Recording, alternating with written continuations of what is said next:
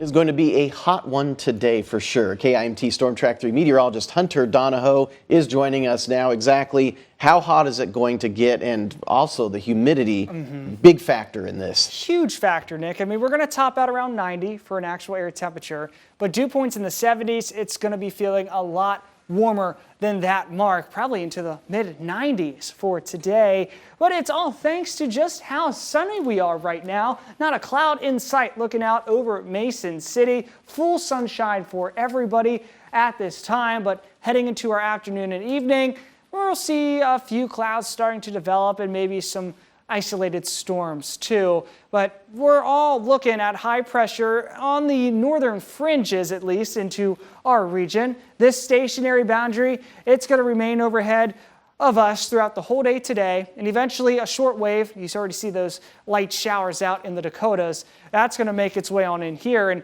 give us that chance for some severe weather later on. In terms of that UV index though, thanks to this full sunshine, it is very high. The peak of the UV index as a whole is an 11. So only 2 more levels above that is the extreme category. Burn times today, around 15 minutes. That's it. You need your hat, your sunglasses, apply the sunscreen too if you're going to be outside for a long period of time, and find the shade. You don't want to turn into a lobster today at all. Now, we are going to eye up that chance for severe weather. A level 1 out of 5 risk is in place for everybody. Main timing 4 to 9 p.m. today. 60-mile-per-hour wind gusts, quarter-size hail. Same threats as yesterday. Of course, we'll eye up that chance for some developing isolated storms into the evening.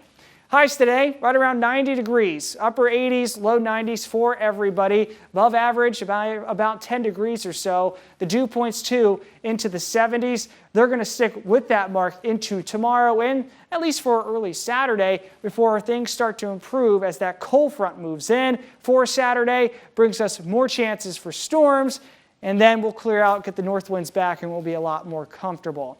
But still, we have to eye up the heat and humidity for July 4th proper. Heat index values could be around the upper 90s to near the triple digits for Friday.